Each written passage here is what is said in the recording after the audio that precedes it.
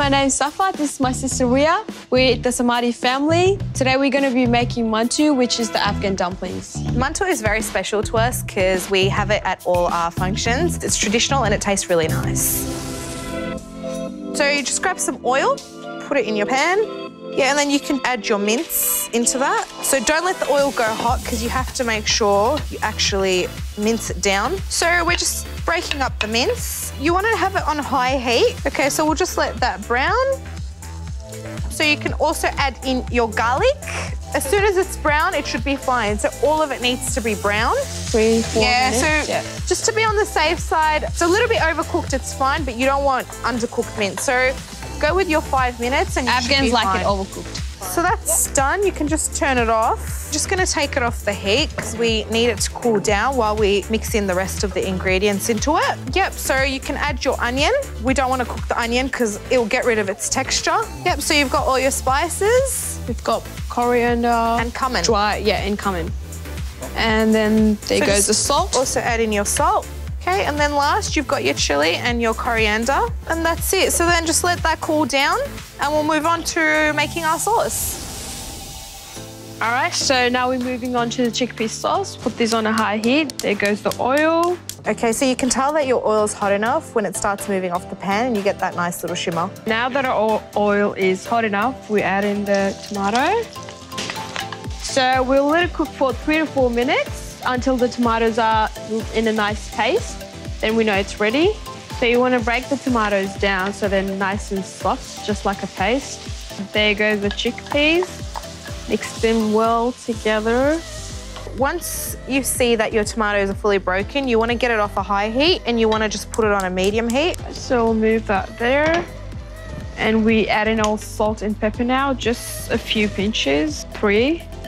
Yeah, 2 pinches of salt is plenty. We don't want to overdo it. And then just mix it well. With your paste, add it in and then just mix that in. So that would be just about a tablespoon. So if you actually pick up your sauce and it's a little bit too thick, you want to actually add some water onto it because when you're actually putting it on top of your dumplings, you want it to fall off nicely. You don't just want it to be chunky on top. So we're just going to add some water and we're going to mix that through and then we're going to let it sizzle. So while the sauce is cooking, we'll actually move on and wrap the dumplings. All right, so what you want to do is you want to actually put your wonton skins down, but you want to align them because it's much easier. After you've done that, what you do is you can brush all the corners. So just make sure all sides have a little bit of water on them because it will really help the process when you're wrapping them. Here we go. All right, so once you've actually done that, what you can do is you can actually start putting a little bit of your mixture onto here. Now, the biggest advice here would be to actually use your hands. Don't use a spoon. It's the best thing you can do. Yeah, so Safa's going to start using her hands while we fold. So all corners in together. Make sure you press it because while you are steaming it, you don't want it to open. Otherwise, all your mixture is going to fall out. So just like that. And then what you're going to do is the water that you've used to brush, use your finger, a little bit of water on here. Put your finger inside and just twist and that will stick, just like that. So just grab it like that, put all the corners in and make sure you're pressing very tight. Once you've done that, you've completed all the hard parts. Now it's the fun part. Put your finger in the middle, just like that. So now that they're all beautifully folded, we're gonna pop them in the bamboo steam basket. Put them around. So once you've placed them all onto your basket, you're going to place over the steam. There we go.